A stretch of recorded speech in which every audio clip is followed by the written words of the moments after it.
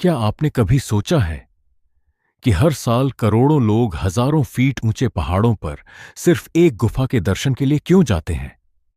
ऐसा क्या है माता वैष्णो देवी की यात्रा में जो थके हुए इंसान को भी वापस लौटते समय अंदर से बदल देता है? आपको भी धार्मिक यात्रा करना पसंद है तो सबसे पहले इस चैनल को सब्सक्राइब करें हमारे साथ। इस धार्मिक यात्रा में शामिल हों और बेल आइकन भी दबा दें। तो चलो ये कहानी शुरू करते हैं।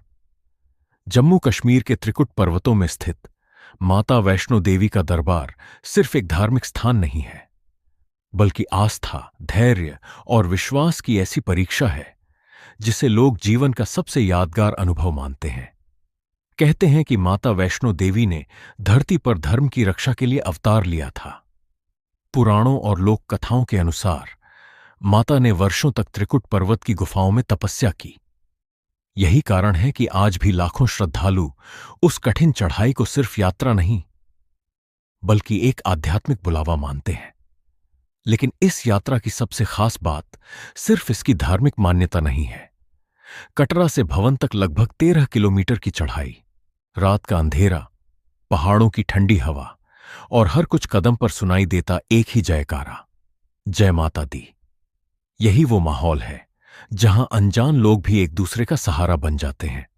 कई लोग बताते हैं कि वो जीवन के सबसे मुश्किल दौर में यहां आए।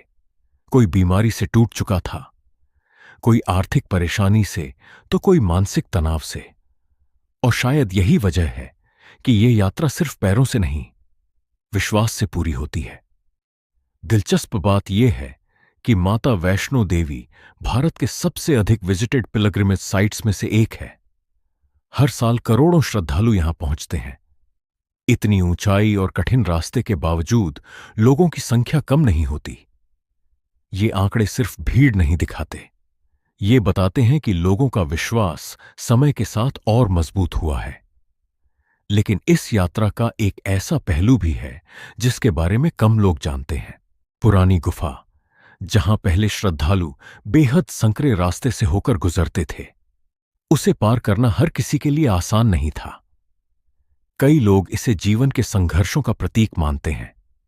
अंधेरी और तंग गुफा से निकलकर जब भक्त माता के दर्शन करते थे तो उन्हें ऐसा लगता था जैसे कठिनाइयों के बाद रोशनी मिल गई हो। आज सुविधाएं पहले से बेहतर हो चुकी हैं।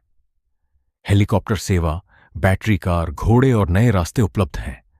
लेकिन इसके बावजूद लाखों लोग आज भी पैदल यात्रा करना पसंद करते हैं, क्योंकि उनके लिए असली अनुभव उसी संघर्ष में छुपा है। यात्रा के दौरान एक और चीज इंसान को बदल देती है, पहाड़ों की खामोशी।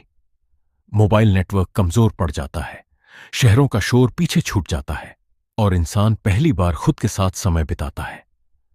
शायद इसी वजह से कई लोग कहते हैं कि वैष्णो देवी की यात्रा सिर्फ मंदिर तक पहुंचने की नहीं, बल्कि खुद को समझने की यात्रा है। और सबसे हैरान करने वाली बात यह है कि यहां आने वाले हर व्यक्ति की कहानी अलग होती है, लेकिन लौटते समय लगभग हर चेहरे पर एक जैसी शांति दिखाई देती है। कुछ लोग इसे चमत्कार कहते हैं, कुछ इसे मानसिक शक्ति और कुछ सिर्फ आस्था। लेकिन सच शायद इन तीनों के बीच कहीं छुपा है।